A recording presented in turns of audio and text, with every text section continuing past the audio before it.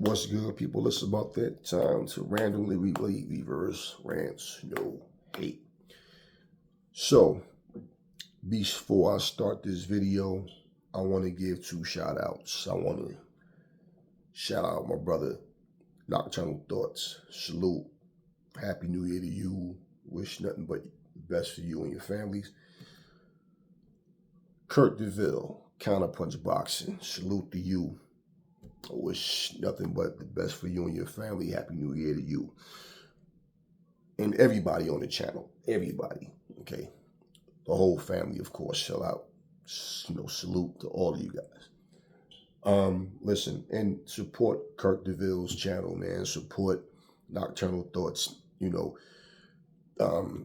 These guys got boxing knowledge. They're boxing connoisseurs, man. It's nothing but respect and love there, man. Nothing but,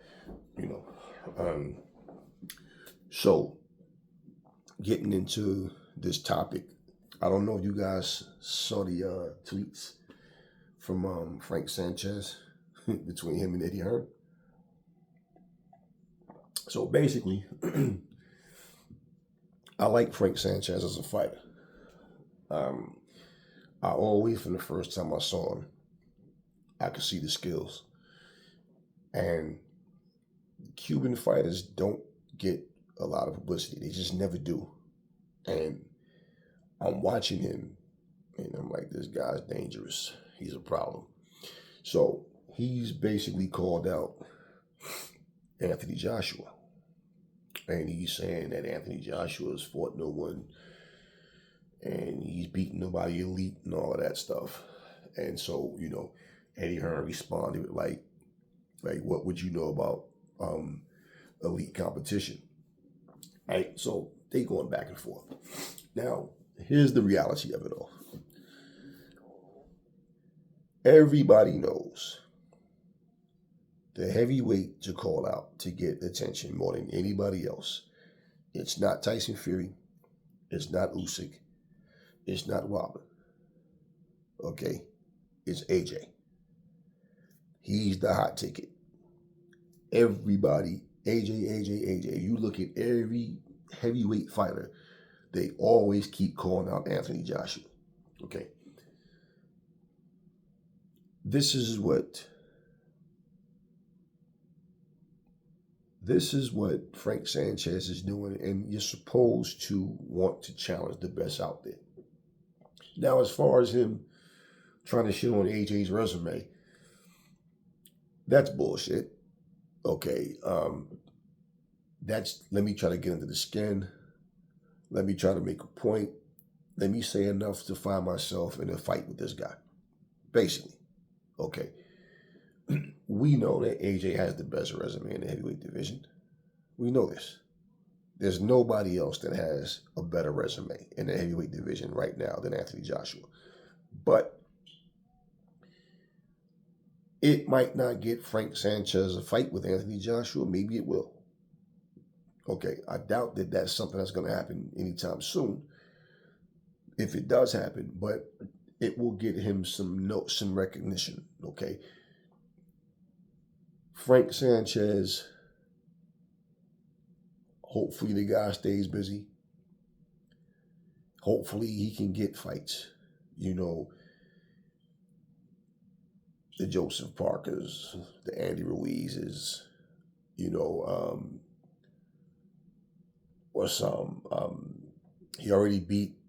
beat F.A. Job already. I remember watching that fight. You got the young boy Anderson out there, right? There's guys out there, and that's why I say when you look at these guys, who their promoters are, you look at the fights that they've had. He hasn't had any real stellar names. The biggest win on his whole resume is against F.A. Job. Okay.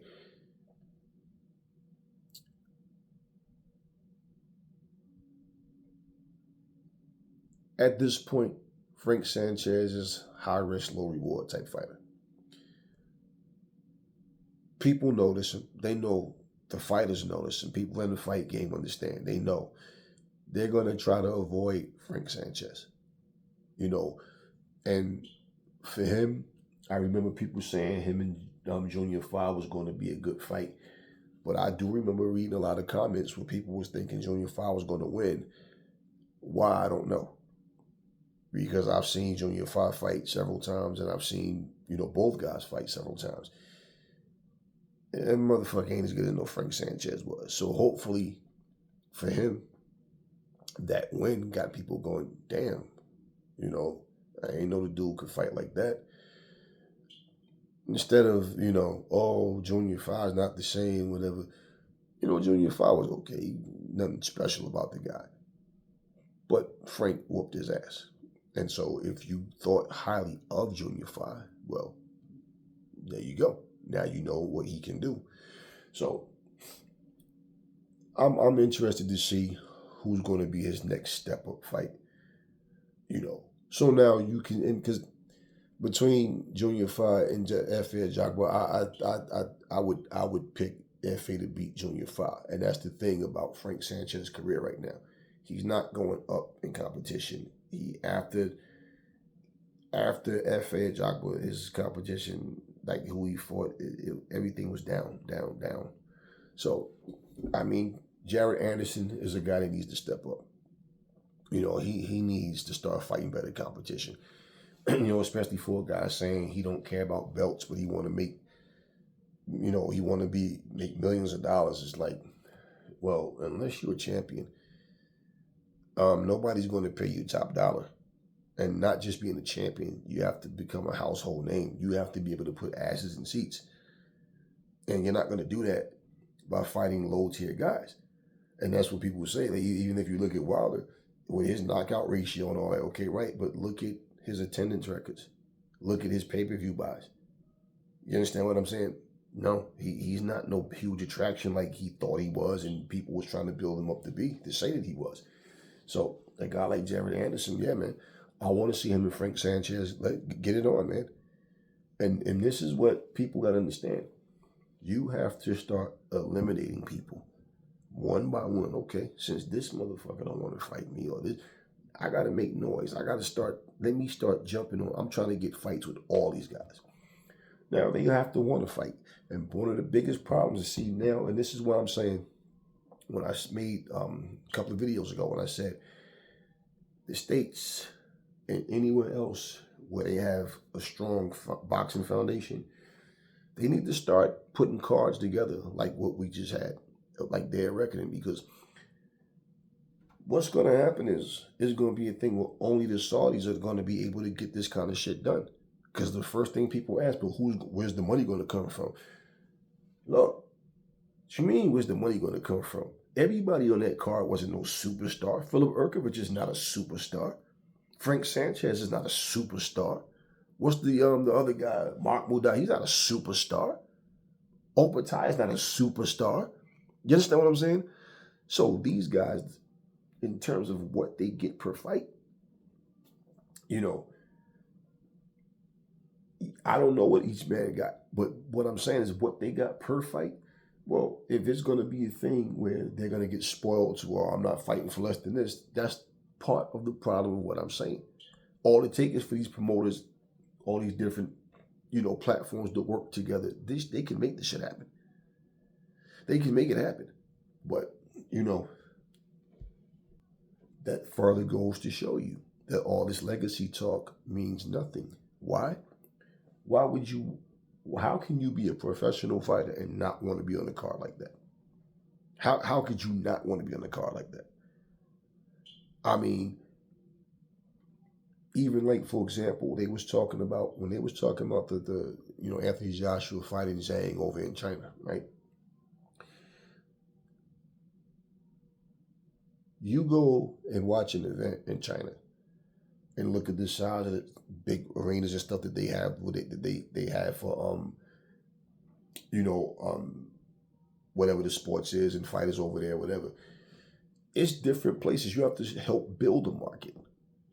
You don't think people out here got the money in the States to do? Of course they do. It's a matter of everybody just has to cooperate. This whole idea that only the Saudis could put up the money. This is where people have to start thinking outside the box.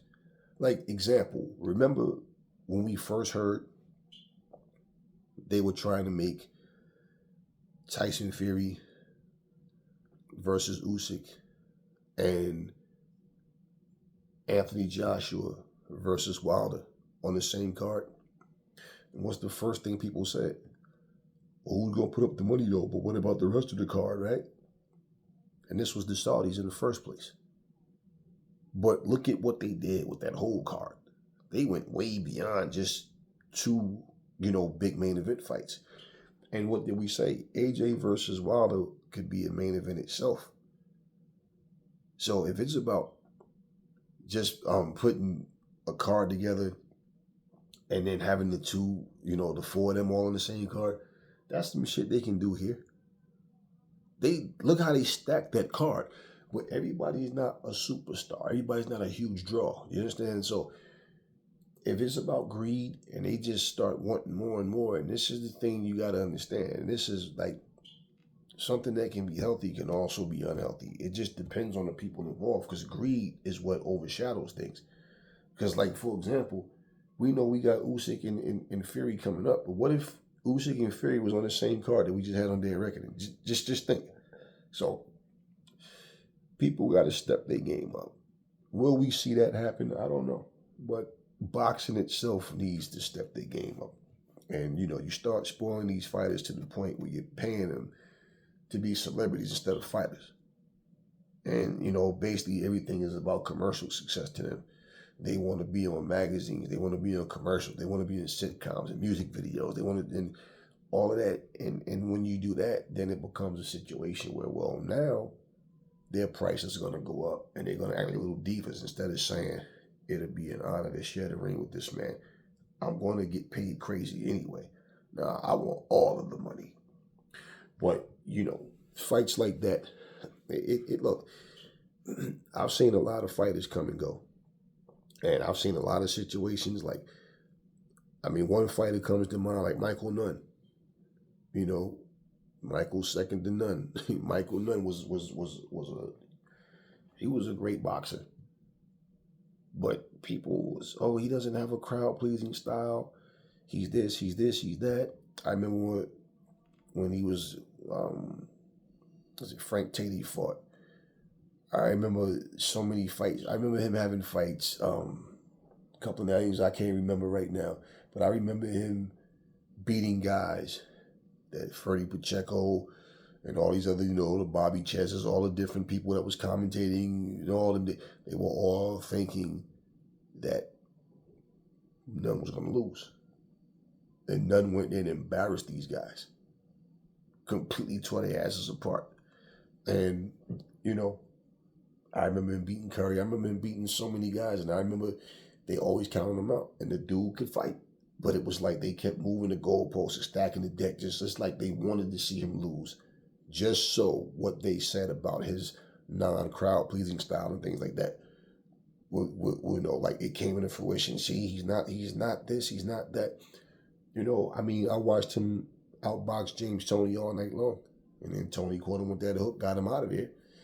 And that's what mattered, is that he won, but Tony needed a knockout to win. He was behind on all cards, way behind.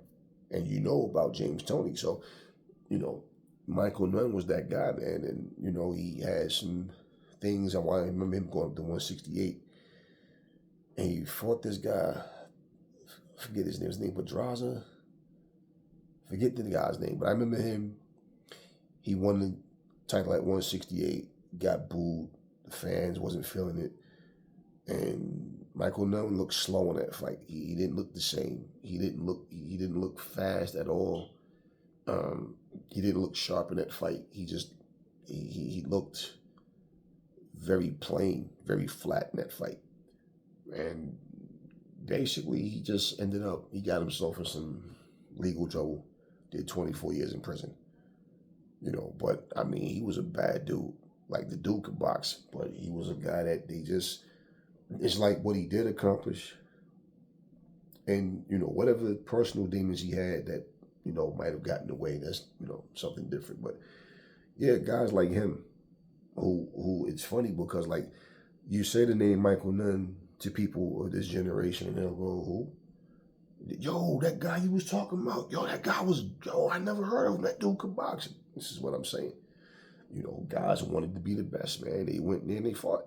So now it's just like the money is there, but it's like if that's the sole purpose of like you don't. I don't care about anything other than just getting paid. You're gonna constantly have issues where these guys, they're not going to want to fight. And this is why right now, you got guys now, show me guys right now from this era other than Canelo. These dudes ain't having no 60, 70, 80 fight careers anymore. They're not having that shit anymore. Floyd stopped at 50. Okay, cool. In most of these dudes, they're not doing that shit no more.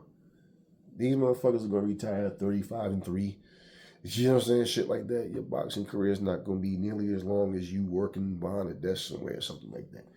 But it's like, yeah, that whole mindset of money over everything. Look, it's get your money, but don't cheat the people, because without the people, you don't have this money coming in. You owe it to the fans. You owe it to the boxing public to go out there and perform and do your duties. Plain and simple. So, I mean, yeah, just saying, man. That's the way things go. And so, yeah, man.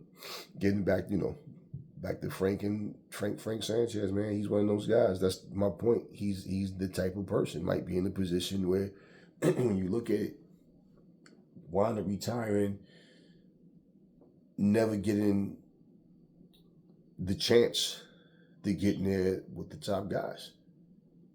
And anytime now, this A-side, B-side stuff, you got fighters that's like, unless you take absolute crumbs, no fight. A lot of people don't know who Prince Charles Williams was.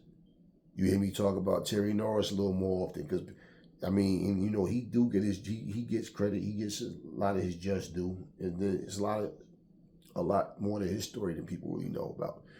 But yeah, there's a lot of people, man, that I can, there's a lot of fighters, a lot of them. What you do with your money, how you spend it, that's up to you. But I'm talking about just the point of being in the fights, making the big fights happen. Yes, people should be well compensated, of course, but you gotta earn that shit, man. And this whole being popular on the internet shit, social media status and all that doesn't make you a champion.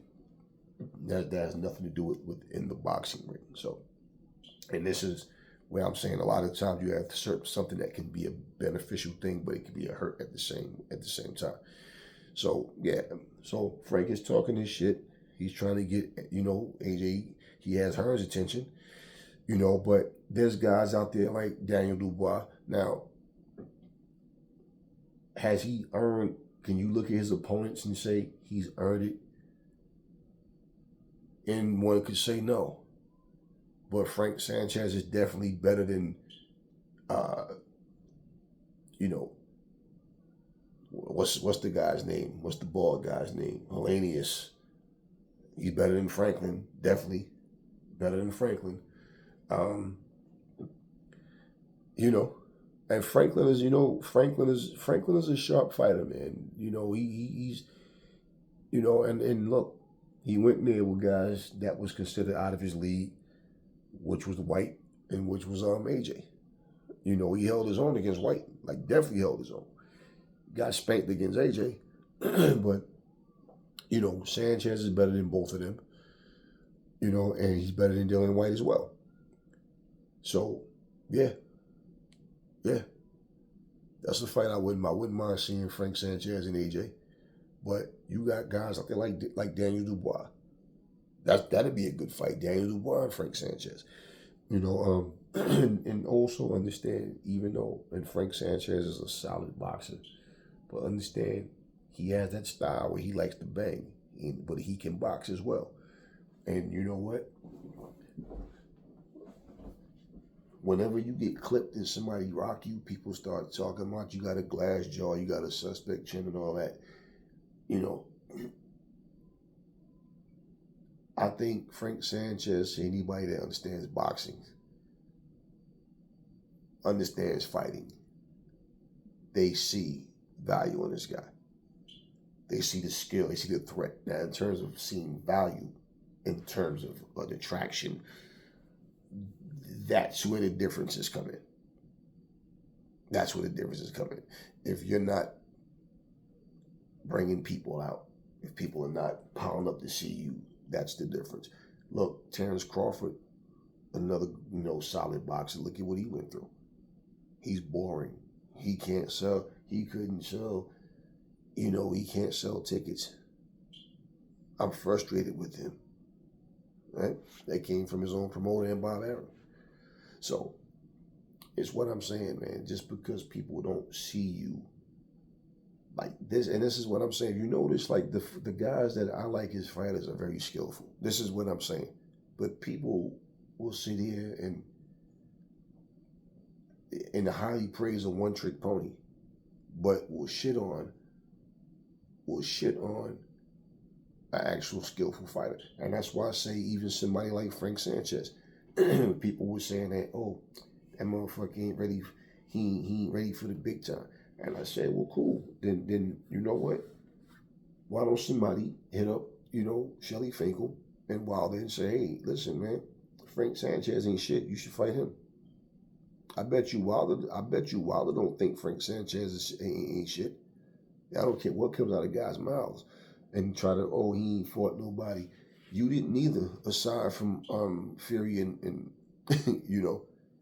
Joseph Parker. So, and that's my point. Frank Sanchez is better than all those guys' most previous opponents. So you can't say that, they didn't earn anything. You understand what I'm saying? So, he has a claim. He put the challenge out there. I wouldn't mind seeing Frank Sanchez, fight Wilder or fight. I wouldn't mind seeing Frank Sanchez fight Usyk, any of those guys in the top. And that's what I'm saying. I always rated him highly, man. Like, and the possibility of any guy getting clipped and getting knocked out, man, it can happen to any of them. But he's just as big as a threat as any of them because the dude really can box. He has good, solid boxing fundamentals, man. So, yeah, and he's a guy for some reason that they put low in the ranks. There's guys rated above him, and I think he would go in there and knock out. And he's growing physically too. Like he's grown. Like he came in his last fight, I think like 240 or something like that.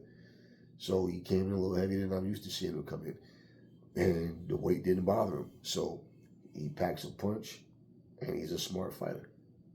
So he's doing what he's supposed to do.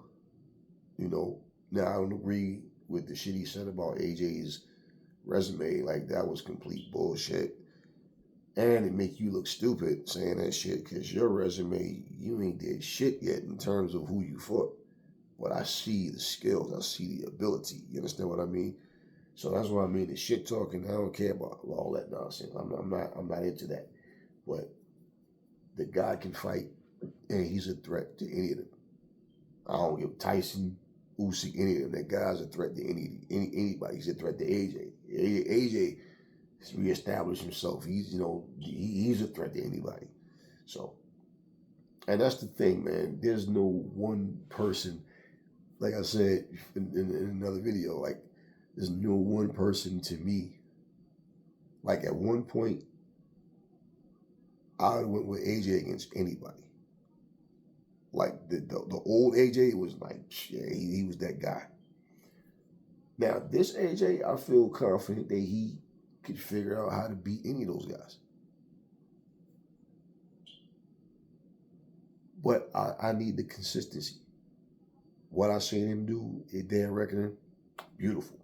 Now, if that AJ keeps showing up, in fact, if that AJ keeps showing up and with improvements on top of that, it's like, okay, cool. Like that AJ we just seen has the ability, in my opinion, to beat any heavyweight out there. So Frank Sanchez has the ability.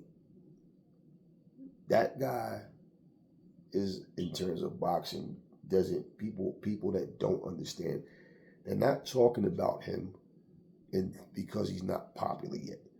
But in terms of his capabilities, like, yeah, man, you can't deny how good that guy is. So this is what I'm saying. Like, now there's nobody that I look at and feel like they just clearly is just, yeah, that guy's, he beat everybody. I feel like, yeah, they I think like AJ, Usyk, Frank Sanchez.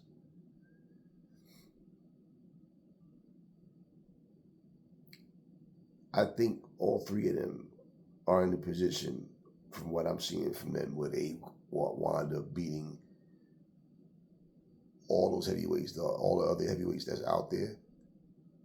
But, not like somebody can't wind up getting the win over one of them. Jared Anderson, he's good. But with the Frank Martin fight, he got hit a lot. He got hit a whole lot.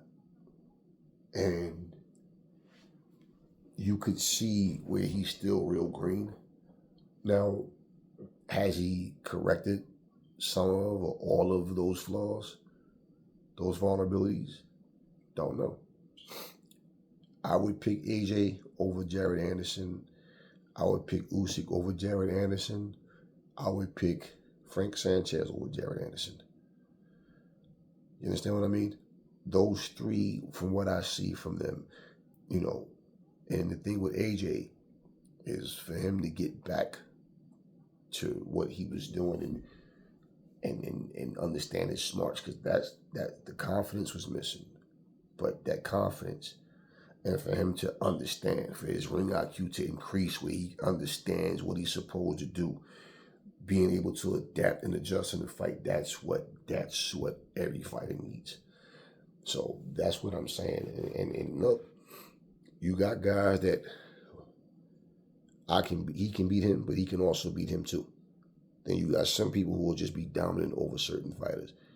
But right now those three is who I look at, and that will be my pick. The really, Tyson Fury, I'm just not sold on either, man. I just feel like I see things in Fury that people haven't brought out of him. And the same thing, like with Ngannou, people want to make excuses and, oh, Fury ain't been in the ring in a while. Oh, it's always the excuse with certain guys. You went in there, you did what you did, and people seen. It's like I said, what happened to Deontay the other week? People just, nope, nobody could beat, outside of Tyson Fury, nobody could beat Wilder. Ain't that what everybody said? Yeah. Same way with Tyson Fury going into this fight with Ngannou. What happened to Tyson Fury? Now people think that might have happened to AJ or somebody else, but that shit wouldn't happen to Tyson Fury. Yeah, and it happened. So anyway, talk to me in the comment section, y'all. What y'all think about Frank Sanchez and his call out of AJ and Eddie Hearn trying to get himself in the mix of things? I like it. As far as that's a fight I wouldn't mind seeing for sure. But I think Frank got more work to do before he get to the point where he starts, being put in title fights and stuff like that. And I mean, if he was to beat AJ, shit, hey, that would definitely put him in a position to, But tell me what y'all think about that. Never fall in love with lies. Remember, the truth brings hate out of people, and I will catch y'all on the next video.